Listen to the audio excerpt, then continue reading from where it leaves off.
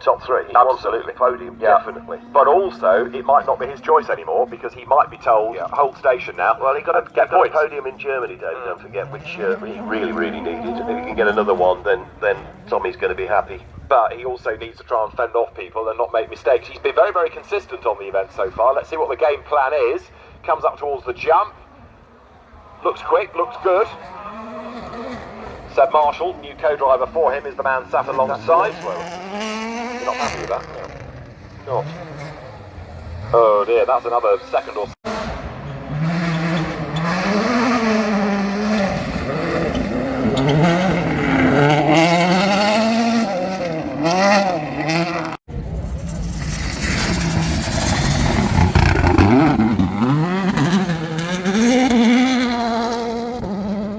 Next one will be Sebastian Ogier, and here he comes, interview. Now here is the reigning world champion, 6 times a world champion. He's 17 points back in this year's title race, having won in Monte Carlo, in Mexico and in Turkey. He's won this event 5 times in the past for Volkswagen and for Ford. What can he do for Citroën this year? Do not rule him out of the equation yet. Drops down into the bowl. After the previous stage, he's only 5.9 seconds off the rally lead, and he's pushing hard. And don't forget, he's still not entirely happy with the situation. He's better on gravel than he did on asphalt.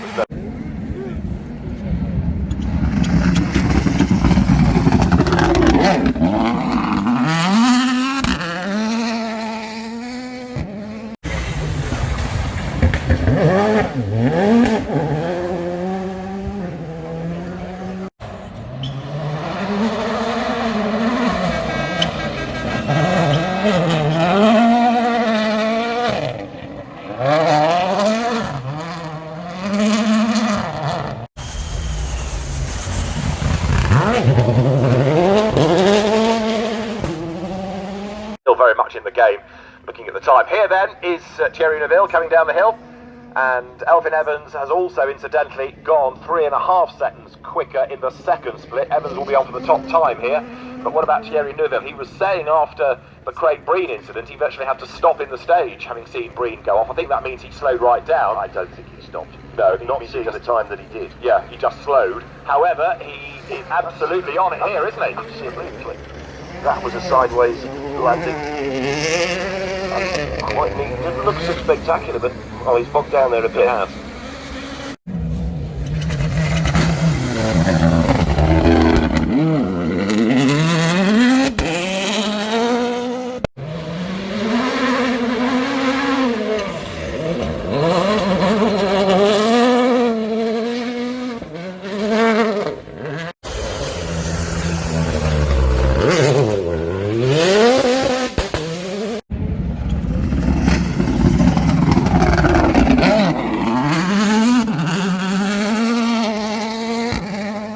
Right-hander in a moment, and Elfyn Evans playing catch-up. Here he comes. Now, is it looking as quick as that time that we've just been looking at from Pontus Tiedemann? It was neat and tidy. It's certainly neat and tidy. There's the chicane that he's got to slow down for. Scott Martin is the man on the nose, wriggles through the chicane, now plunges down the hill. It narrows at the bottom, doesn't it, where you have to go over the brook. There's the little bridge there. Back on the power up towards the jump. And here comes Elfyn Evans then. 60 is currently accelerating his way up now towards the bowl. Drops down the hill and turns his way through with a bit of understeer, which he will correct. Drag the car out the other side. Looks good, this. Scrabbling for.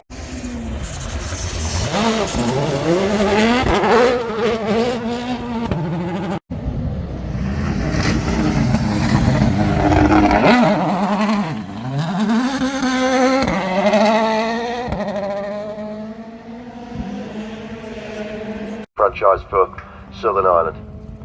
Or the island of Ireland, isn't it? We now have to call it. Here he is, through the chicane, and then down the hill. Eamon Boland is able to enjoy himself in a World Championship event, but what's the aim? He says a lot in racing. He's a gentleman driver. Right, yeah. He's 58 years of age. He's very competitive. He was the Irish Time-Out champion in 2008, so quite a long time ago now. He picks 3 or 4 World Championship events to do, and he always finishes in about 20th to 30th place, which for an amateur is pretty good. Does that sound right? It's a bit rough. He's wide at the hairpin, but he didn't sound great. I didn't actually walk down the paddock on Thursday morning, but normally the car is run by Dominic Buckley's organisation up in the borders of Scotland, and of course he did rally a Subaru for a very, very long time, and has now moved across to this R5. Now, we've got a car off in the stage. Oh. It's gone past us in this context, but off has gone, he says, trying to find Tom Christensen. Really? So number...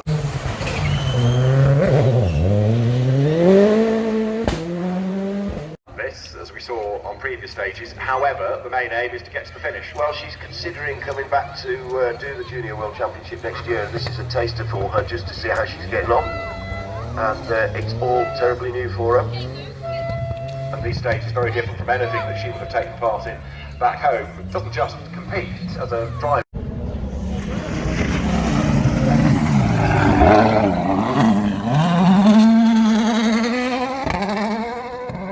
In Sardinia, this though is pretty much a learning exercise for him. Yeah, I think Malcolm Wilson has a lot of faith in Timo Suunanen. He's still to prove to me that he is a full-rounded works driver. I mean, this morning his time on W wasn't that brilliant, and Colin Clark was asking at the end, and he said, what happened? And he said, well, this is a driver problem. So he just wasn't going quick enough, but I think he's switched himself on a little better now. Well, here he comes over the jump with a little bit of trim hanging off the back of the car, look, but that's not going to slow him down hugely. It looks quick, it looks spectacular. Has he got that hairpin right? He's nailed that beautifully, hasn't He has, but the entry speed wasn't as good as Elvin's. he? You need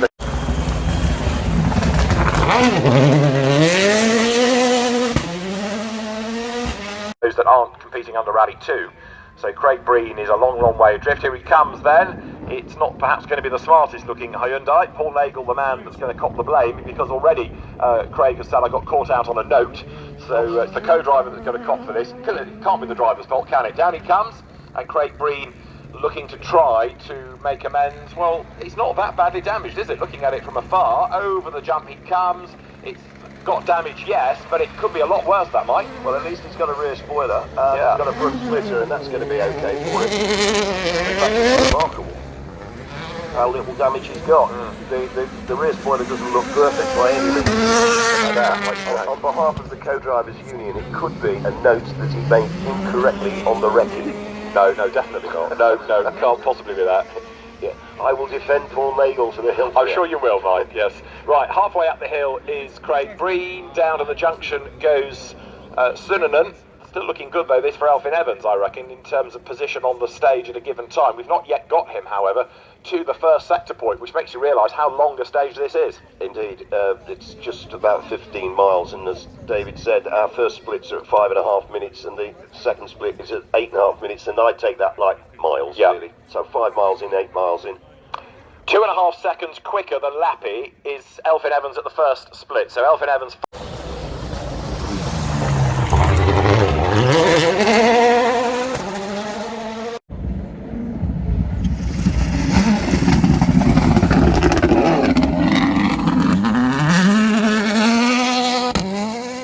Start to look at sector times, split times in a moment. Pontus Tiedemann is already in the stage. Here he comes then, now interviews. So the winner of WRC2 on this event 2 years ago, the stepson of Henning Solberg.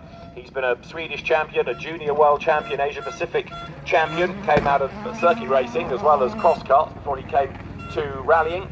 And down the hill, Pontus Tiedemann, 9th overnight, he's on the power, he comes up towards the jump. Is this going to be quicker? But Lappy lands perhaps further up the road and a bit nose heavier, drops down into the bowl. Very, very slippery down there, especially with all that speed carried. I don't think the first 2 stages today, just enjoying this more, because these stages are a lot wider than we saw down.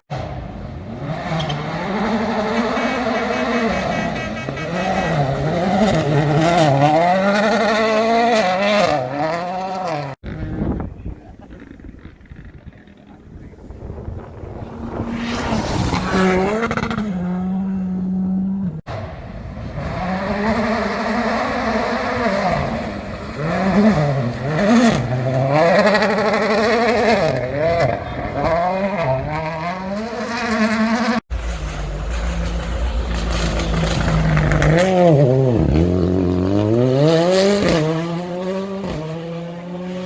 Hyundais and liked it, so I don't know whether he's bought it, rented it or what, but the team's running it, the Chesterfield team, Dad and their family, are doing selected WRC and European Rally Championship events. Comes over the brow then, and we're not really concentrating on overall times anymore. Now we're just looking at what we're doing for an RC2 time. Fastest in RC2 at the moment is who? Well,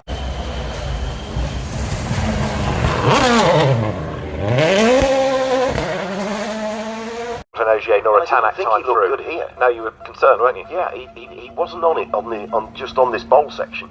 Now here comes Kopecki. I'll come back to him in a moment. Just to finish off Meek, how much of that Alton Park lead was a false dawn helped by others not being that good? Tanak had a problem. The Fords were struggling for grip, so maybe that was giving false hope.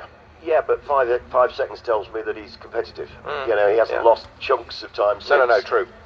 Right, Jan Kopecki, 6 times a Czech national champion here. He's a European champion, he's an Asia Pacific champion, and we've got to a different spec of car now, Mike, as well, haven't we? This is WRC2, that less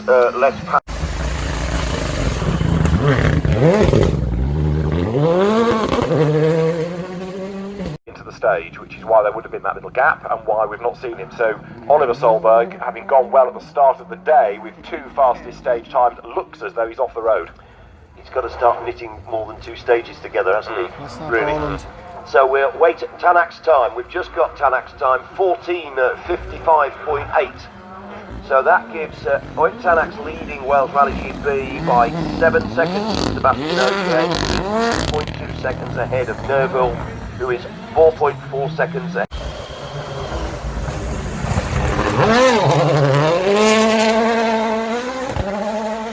Because the split times for Ogier and Tanak are way off what Elvin's times were at split 3. So Elvin Evans will hope to get the fastest time, 14:47. Then at the moment, Lappy and Nerville, Mickelson and Tiedemann.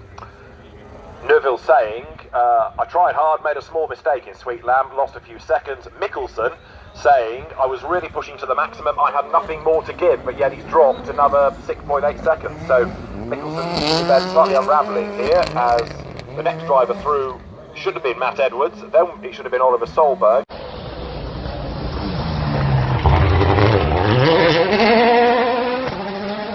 Third in Sardinia and in Turkey this year, and again, he'll be good for points, good for a top 6, you would have thought. Under attack from Elvin, he's 11.4 seconds ahead of Elvin Evans at the moment. So each split's going to be interesting to see how many seconds Elvin can get back off him. The Hyundai will be really desperate for Andreas to stay where he is. They need the points. They desperately need the points. Here he comes up towards the jump, which has caught people out of the pass. He lands okay. Down the next jump, the big step, if you like, into the bowl, through the hairpins. Here's the first. He's got to keep up the momentum out of that. And this pendulum the back round and then drill it coming out of the corner now.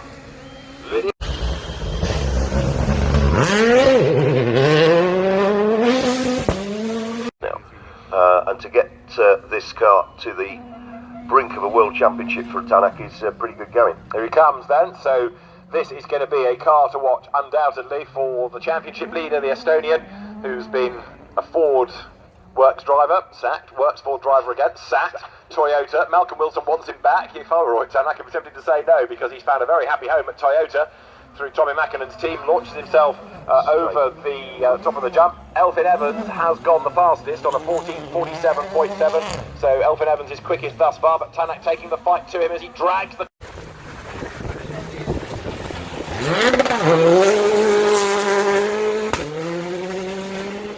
We're anticipating next, and then behind him there is Marco Balashi Wilkinson, and then Takamoto Katsuta has left the line as well. Well, there is Balafi Wilkinson. So where is Solberg? He's been given a start time, but he's not got to us, which is a bit of a concern.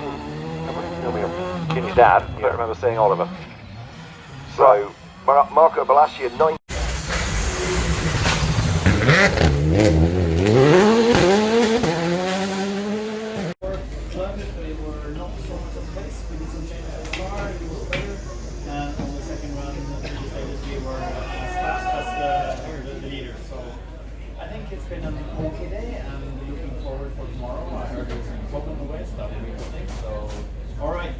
He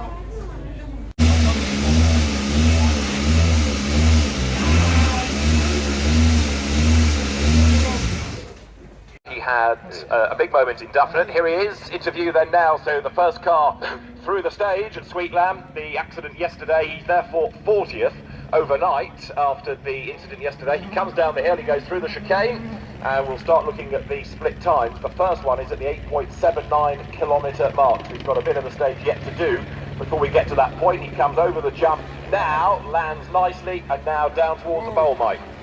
Yeah, and the quotes that we got at the end of Dudley was that he's taking much to it easily this morning. He hadn't switched on. His time through my herring was very competitive, so it's very difficult when you're not.